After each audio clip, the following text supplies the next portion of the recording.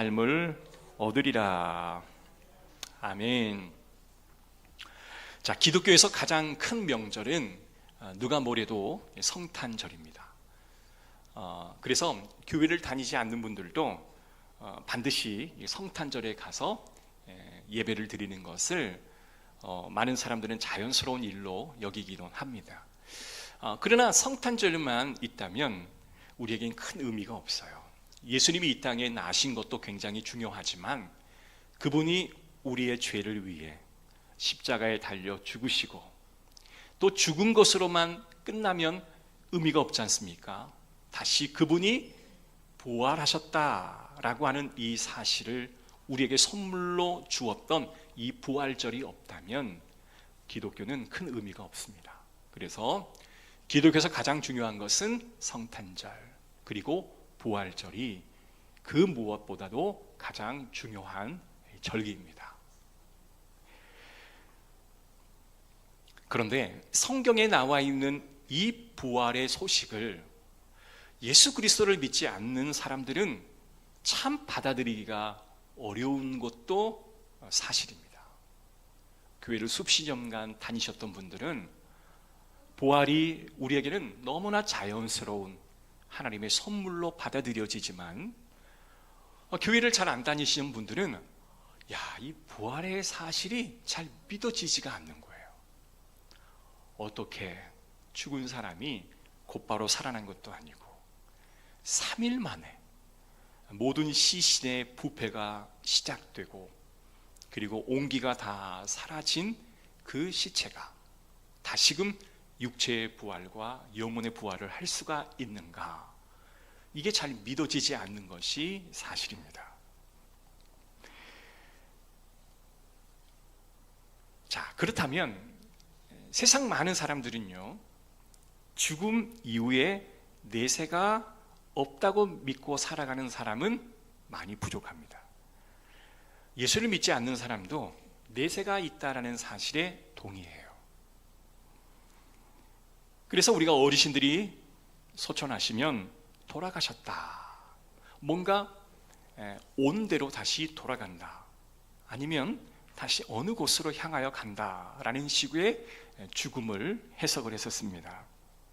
그래서 사람의 영혼이 죽음 이후에 끝난다라고 보지는 않고 뭔가 죽음 이후에도 계속된 우리가 알 수 없는 다시금 연결되어진다라는 것을 거의 대다수의 사람들은 믿고 그것을 신뢰하고 있습니다.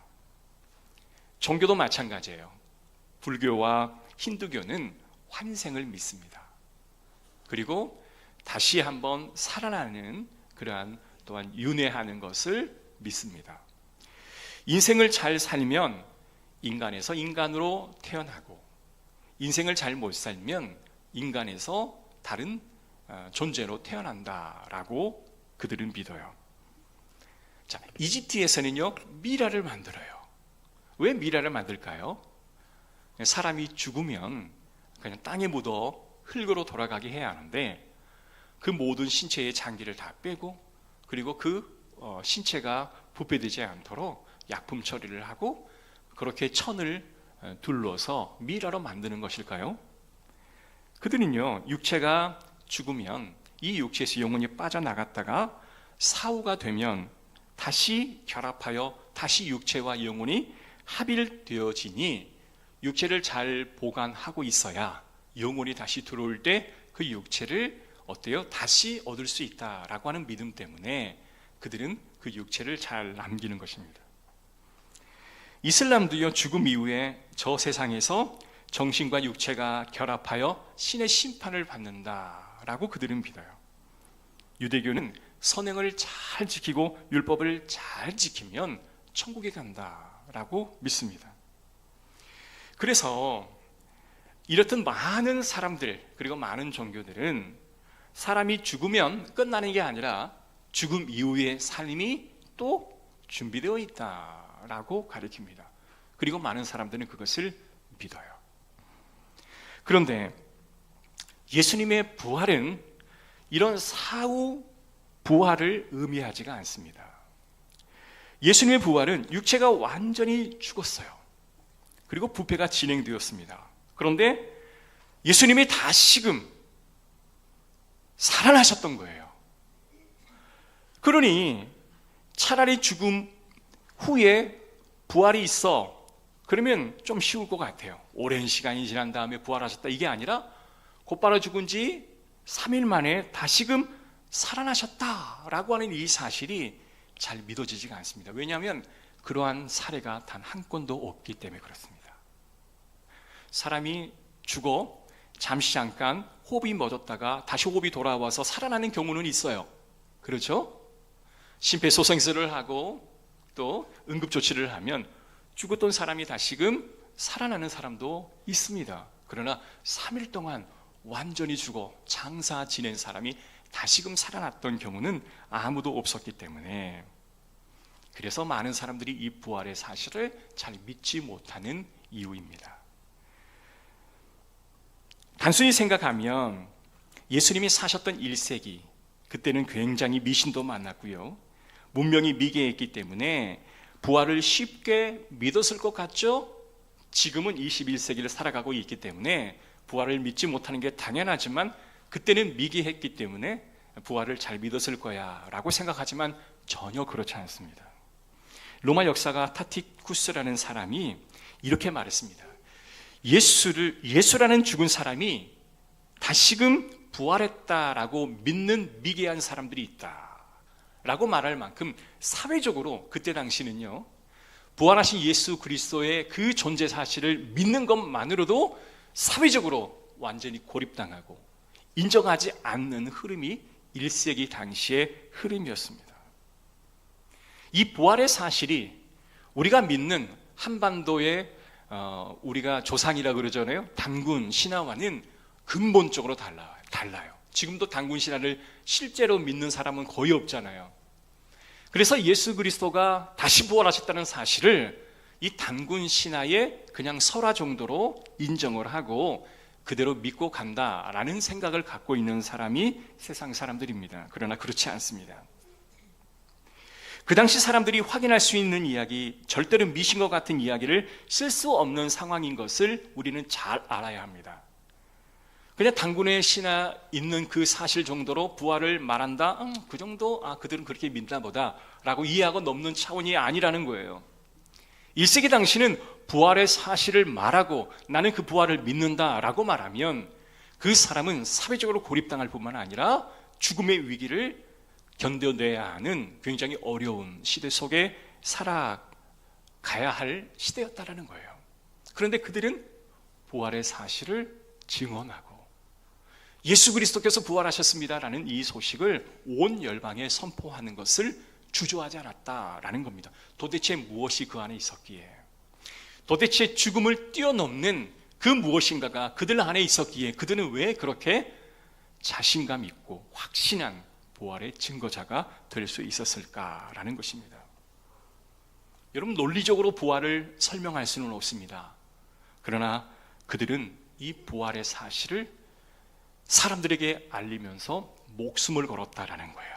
여기서 우리가 기억해야 하는 것은 요한일서 1장 1절에 태초부터 있는 생명의 말씀에 관하여는 우리가 들은 바요, 눈으로 본 바요, 자세히 보고 우리의 손으로 만진 바라. 자, 요한일서를 기록했던 요한은 이 부활에 대한 사실을 직접 보고 직접 만지고 직접 기록했다라고 이야기합니다. 고린도전서 15장 5절 8절의 말씀 보면 예수 그리스도의 부활의 이 사실을 목격한 사람들을 나열하고 있는데요, 첫 번째 베드로, 그리고 막달라 마리아, 그리고 12명의 제자들, 그리고 500명의 형제들에게 예수 그리스도의 부활하신 그 실체를 보이셨다라고 말하는 겁니다. 한두 사람이 예수님의 부활을 목격한 게 아니라 다수의 사람에게 예수 그리스도의 부활체의 그 육신을, 그리고 그 마음을 모든 사람에게 알려주었다라는 거예요. 그렇다면 이걸 거짓으로 꾸며내기가 굉장히 힘이 든 사실이 아니겠습니까? 성경은 이 부활의 사실을 진리인 것을 증명하고 또한 알리기 위해 수없이 많은 결띤 싸움과 그것을 지키려고 많은 노력이 있었던 것을 우리는 볼 수가 있습니다. 그럼에도 불구하고 현대를 살아가는 많은 사람들이 부활을 믿기가 굉장히 힘이 들어요. 만약에 부활의 어떤 증거 하나라도 있었으면 좋겠습니다.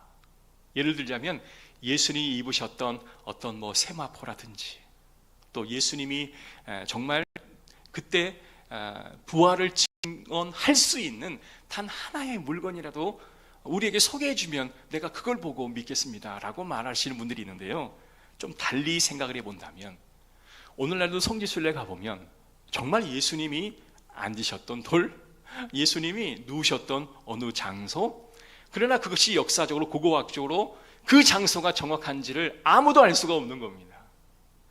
이후에 많은 사람들이 그것을 형상으로 만들어내고 이 정도 되면 예수님이 앉으셨겠다라고 가상하여 만든 공간이지 그게 그다지 중요한 건 아니라는 거예요. 만약에 이것들이 발견되어져서 우리에게 믿어라 라고 한다면, 여러분 길거리에 지나다니면 온조 뼈다귀 감자탕, 여기는 원조 뼈다귀 감자탕, 다들 원조라고 가르쳐요. 아마 이러한 것들이 예수 그리스도의 부활을 상징하는 증거물로 여러 사람들이 굉장히 많이 만들었을 겁니다. 기독교는 이것을 원천적으로 금합니다. 예수님의 부활의 이 사실을 우리의 눈으로 증거품을 확인하고 믿는 그 믿음의 차원을 우리는 거부하는 것이에요. 왜냐하면 여러분 구약에 모세가 하나님의 율법을 받기 위해 시내 산에 올라가잖아요. 그러나 백성들은 눈에 보이지 않는 모세가 마음속에 어때요? 불안을 가져오다 줍니다. 그래서 아론에게 말합니다. 아론이여, 우리에게 눈에 보이는 지도자가 없으니 눈에 보이는 형상을 만들어 달라. 그래서 뭘 만들었습니까? 그들이 가지고 있는 금부치를 다 모아 황금 송아지를 만들었지 않습니까? 사람의 눈을 붙잡을 수 있는 어떠한 형상이든 하나님은 만들지 말라. 왜냐하면 그것 자체가 그의 마음의 신앙이 되어버리기에, 예수 그리스도의 부활의 이 사실을 증명하기 위해서 어떠한 형상이든 만들지 말라라는 겁니다. 왜냐하면 부활은 그 어떠한 형상으로도 부활을 검증할 수가 없기 때문에. 기독교는 눈에 보이지 않는 것을 믿는 그 믿음을 우리에게 믿게 하기 위한 하나님의 노력이 있었습니다. 다른 종교는 눈에 보이는 것을 가져다 주고 믿어라 라고 말하지만, 기독교는 눈에 보이지 않는 것을 믿는 것을 안내합니다. 그것이 더 고차원적이고 그것이 더 진리로 접근하는 유일한 통로이기 때문에 그렇습니다. 전에도 말이죠. 이영표 선수가 자기처럼 예수 그리스도를 믿는 것이 어려운 사람은 없었다라고 해요. 예수님, 만약에 당신이 살아있다면 이 물컵이 여기서 한 1cm만 올라가서 떨어지면 내가 평생 예수님을 믿겠습니다. 그러나 예수님은 그것을 허락하지 않으셨습니다. 그러나 어느 날 내가 눈으로 봐서 믿는다면 믿지 않을 사람이 어디 있는가? 그러나 눈에 보이지 않는 것을 믿는 그 믿음이 정말 고차원적인 하나님의 은혜였음을 그가 깨닫는 순간 천지가 개벽하듯 모든 게 다 믿어지는 거예요. 하나도 믿어지지 않는데 어느 순간 하나님께 기도했던 그 기도가 어느 순간에 갑자기 막 믿어지는 거예요. 예수 그리스도가 탄생했던 것이 우리를 위한 것이었음과 또 우리의 죄를 위하여 예수님이 죽으셨고 고난받으셨음이 누가 설명해 주지 않았는데 그냥 믿어지는 거예요. 그래서 그게 너무너무 신기하고 그 신기함이 이제 너무나 감사한 거예요. 그래서 그는 평생 만나는 모든 사람에게 예수 그리스도를 증언하는 부활의 증인이 되었어요. 여러분 허준호인가요? 그 뮤지컬 배우. 근데 그분을 위해서 윤복희라고 하는 이 가수가요, 끊임없이 먹을 것도 갖다 주고 쌀이 떨어지면 쌀을 갖다 주고 그랬더래요. 근데 예수 믿으라고 한마디를 안 했대요. 근데 어느 날 갑자기 그 예수 그리스도가 믿어지기 시작하더래요. 아니, 나에게 예수 믿어라 말도 안 했는데 그가 했던 그 사랑이 조금씩 조금씩 스며들어 예수의 형상이 막 가슴에 젖어오더래요. 저는 언젠가 그가 불렀던 You Raise Me Up 이 찬양을 함께 하기를 제가 원합니다. 너무나 많은 은혜를 받았어요. 사랑하는 성도 여러분, 우리가 성경을 보면서 부활을 이야기할 때, 사도행전 묵상할 때 사도들이 말하는 게 너희가 죽였던 예수가 살아나셔서 너희의 구주가 되시기를 원하신다라는 고백을 하는데요. 그 당시 논란이 되는 것은 이 사건에 대해서 진위를 확인하는 방식이 있었습니다. 요즘은요, 어떤 사실이 정말 진실일 수 있는 것을 증명하기 위해서는 첫 번째 증인이 있어야 돼요. 두 번째 물건이 있어야 됩니다. 증거 물품이 있어야 됩니다. 그 당시만 해도요, 증인의 역할은 굉장히 중요했습니다. 그래서 어떤 사건이 진위를 판별할 때 증인이 있는가 없는가, 그 증인으로서 여자와 아이는 증인을 세울 수가 없어요. 오직 남성만 증인을 세울 수 있었는데요, 2016년에 영화를 개봉했던 부활이라고 하는 영화가 있습니다. 근데 이 부활의 영화의 주인공은 호민관입니다. 예수 그리스도를 십자가에 달려 죽게 한 그 일을 책임졌던 로마의 호민관, 장군이었죠. 군사였죠. 그런데 예수 그리스도를 죽이기 전부터 이야기가 시작됩니다. 예수를 죽이기 전부터 백성들의 동요가 막 일어납니다. 왜냐하면 예수님은 자신이 죽은 지 3일 만에 부활하신다 여러 차례 말씀을 하였기 때문에 그렇습니다.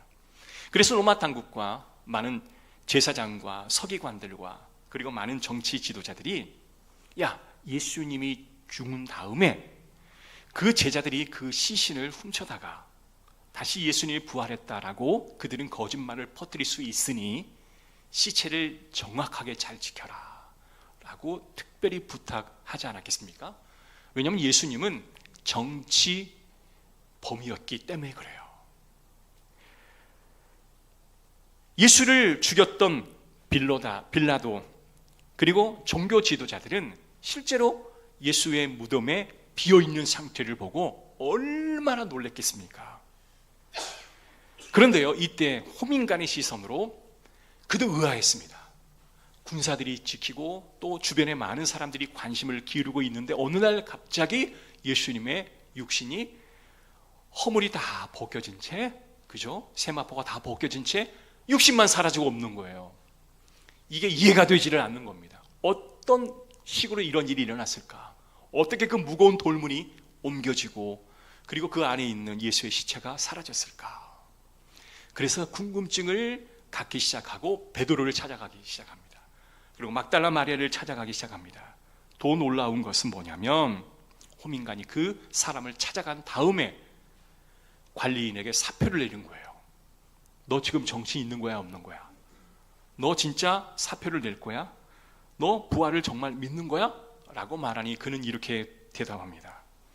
내가 믿는 건 이제 내가 더 이상 예전처럼 살아갈 수 없다라는 것입니다 라는 이 짤막한 말 한마디를 딱 건네고 돌아가요. 그리고 영화가 이제 마치는 거예요. 뭘 의미할까요?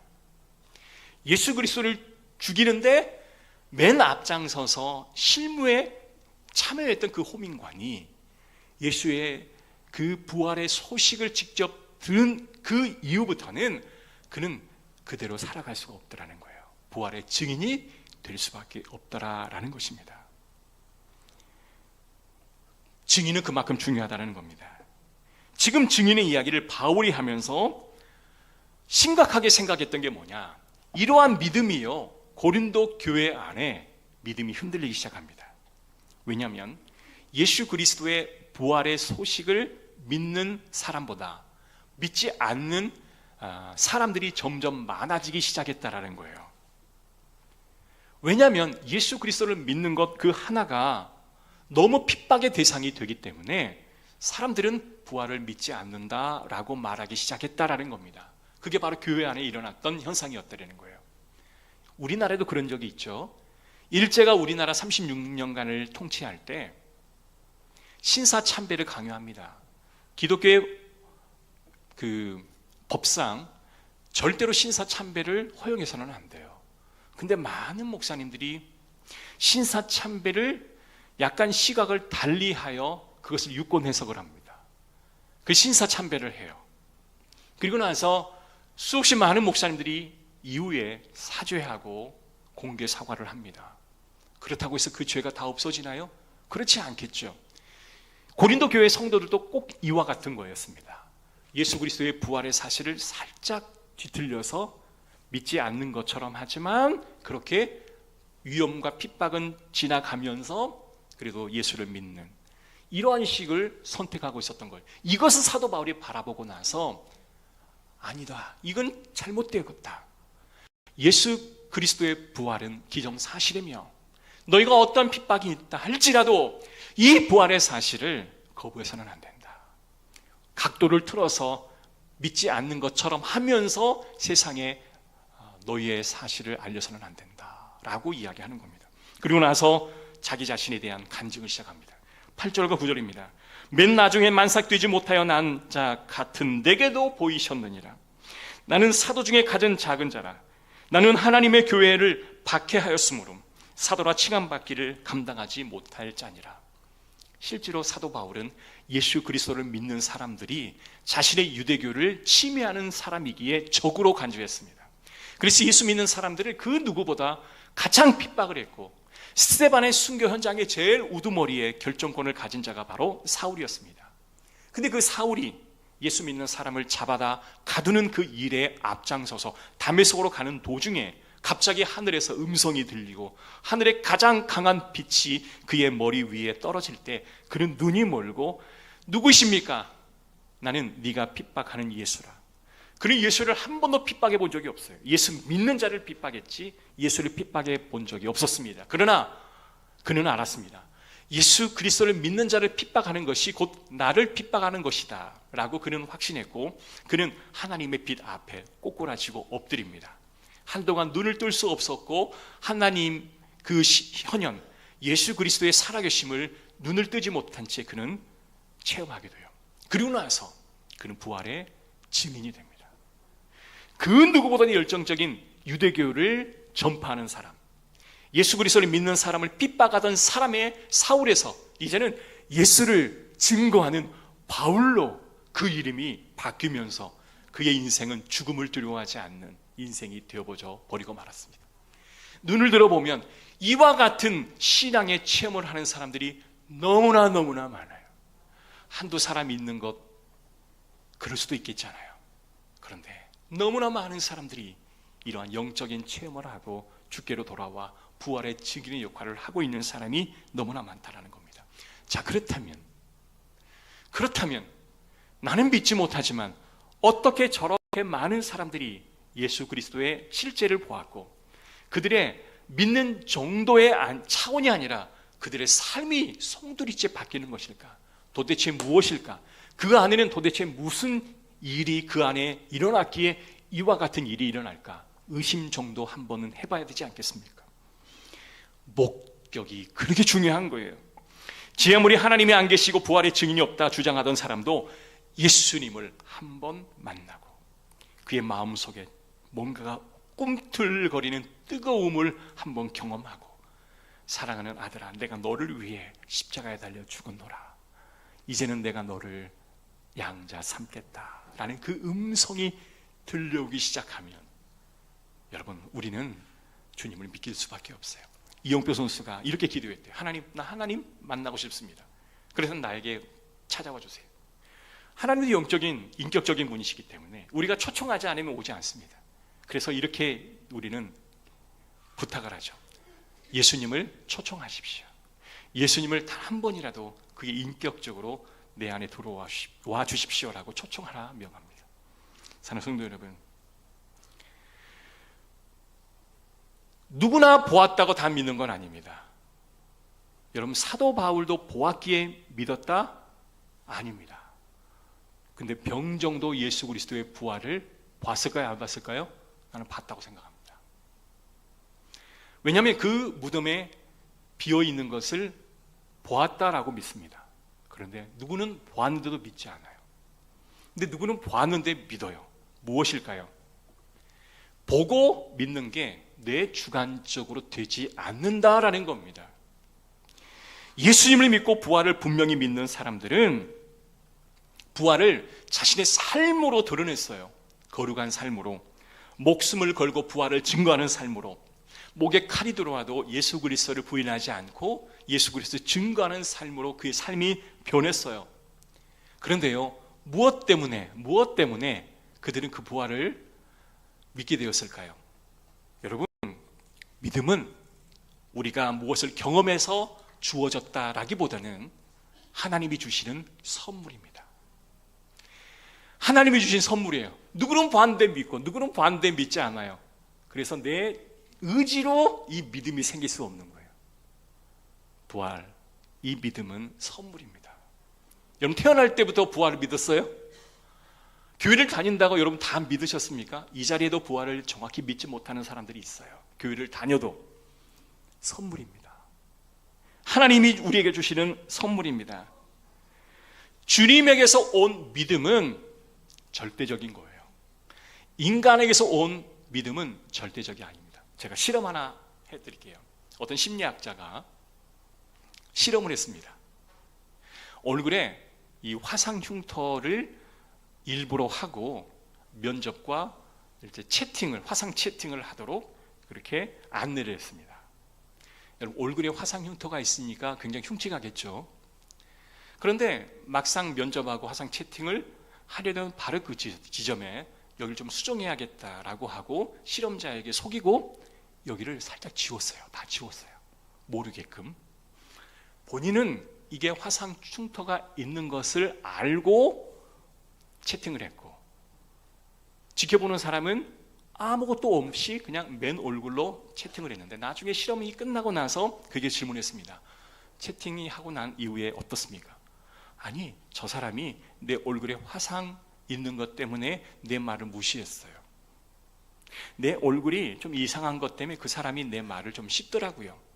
부정적으로 그렇게 이야기를 하더랍니다. 무엇이 문제였냐면, 우리가 믿는 그 믿음은 이렇듯 굉장히 취약해요. 여러분이 믿는 그 믿음이 정말 절대적인 것 같지만, 우리가 잘못된 믿음을 가지고 있을 경우에 그 믿음이 얼마나 많은 이상한 현실을 만들어낼 거라고 하는 것. 그래서 믿음은 취약합니다. 인간 안에서 만든 믿음은 취약해요. 그러나 주님이 선물로 주신 믿음은 완벽합니다. 인간 안에서 만든 취약한 게 아니라 하나님이 선물로 주신 그 믿음은요, 불가능한 것을 가능하게 하고, 도무지 내가 예수를 믿지 않을 것 같은 나에게서 갑자기 예수 그리스도의 그 말씀이 믿어지기 시작하는 거예요. 이게 바로 하나님의 은혜인 겁니다. 저도 고등학교 1학년 때 그렇게 믿어지지 않았어요. 수십 년을 교회를 다녔었어요. 근데 믿어지지 않았는데 주님이 인격적으로 내 안에 들어와서 믿어지기 시작하는데, 야, 그 신비로운 체험은 어떻게 말로 표현할 수 없는 기쁨이었습니다. 그래서 에베소서 2장 8절 9절에 이렇게 말합니다. 너희는 그 은혜에 의하여 믿음으로 말미암아 구원을 받았으니 이것은 너희에게서 난 것이 아니요 하나님의 선물이라. 행위에서 난 것이 아니니 이는 누구든지 자랑하지 못하게 함이라. 할렐루야. 이 놀라운 이 믿음을 누가 주셨어요? 하나님이요. 십자가에 달려 고난당하시고 죽으셨다는 이 사실을 하나님의 선물로 우리에게 주셨다고 하는 거예요. 그래서 이것이 믿어지는 사람은 뭘 받은 사람이에요? 하나님의 선물을 다 받은 사람들입니다. 그러기에 믿기 힘든 상황 속에서도, 죽음의 위협 가운데서도 사람들이 이 믿음을 포기하지 않았습니다. 그리고 그는 부활의 증인을 살기로 작정했습니다. 여러분, 이러한 사실을 알고서도 증명해 보라고 말할 수 있나요? 예수 그리스도의 부활을 증명해 보라고, 그 증거를 내게 대보라고 말할 수 있나요? 그리 말할 수 없습니다. 그것을 증명해 보여도 우리는 그 증명 외에 또 다른 증거를 보여달라 할 겁니다. 그 증거를 대도 또 다른 증거를 대달라 할 겁니다. 그러나 한 번에 주님의 은혜가 내 안에 오면 그 사실이 믿어지는 거예요. 그렇다면 오늘 이 시각에 왜 4월 이 달에 부활주의를 우리가 기념하는 것일까요? 부활이 그렇게 중요한 것일까요? 부활은 정말 중요합니다. 왜냐하면 저와 여러분이 부활의 증인이 되어야 하시기 때문에 그렇습니다. 저는 캐톨릭의 가장 최근에 정말 의로운 사람이라고 한다면 이 톰즈 신부, 여러분 아시죠? 전에도 한번 제가 설교 때 말했습니다. 울지마 톰즈라는 그 다큐를 한번 방영을 했습니다. 그분은 의사이고 신부이고 음악가였습니다. 근데 그분이 남수단의 작은 마을에 한 180명 정도 사는 그 지역에 선교사로 갑니다. 근데 그분이요 선교 활동을 하다가 10년 만에 암으로 돌아가셨어요. 그런데 그 10년 그 사역을 하다가 이제 돌아가셨는데, 그분이 돌아가신 이후에 사람들은 궁금하기 시작했어요. 그분이 남겨놓고 간 그 자리에 어떤 열매가 맺혔을까? 그래서 불교 신자였던 어느 한 PD가 그곳에 가서 취재를 하기 시작했습니다. 그래서 그때의 교육을 받았던 학생들에게 질문을 했어요. 그리고 어떻게 삶이 바뀌었는지를 한번 검증하기 시작했습니다. 그때 이 톰즈 신부의 교육을 받았던, 그리고 음악을 같이 했던 사람은 90명의 학생이었답니다. 그런데 그 90명의 학생 중에 무려 57명의 학생이 의학 공부를 하고 있는 거예요. 그분은 소천하셨지만 그 지역에 많은 아이들이 외과 공부를 하고 있더랍니다. 근데 그 아이들이 이제 인턴 실습을 하다가 그 실습하는 장면을 따라가서 취재를 했는데, 보통 의사 같은 경우는 어디가 아프셨어요? 무엇이 당신을 힘들게 합니까? 라고 질문하고 그 병에 대한 진찰을 시작하는데, 이 톰즈 그 신부의 제자들은 가자마자 그 환자의 손을 잡더랍니다. 그리고 어디가 많이 불편하세요? 라고 질문을 하더랍니다. 왜 이렇게 하셨냐라고 질문하니까 그 학생들이 이렇게 말합니다. 잘 모르겠는데 우리 스승이 그렇게 하셨습니다. 그러니까 그 신부가 그렇게 했던 거예요. 가르쳐 주지도 않았어요.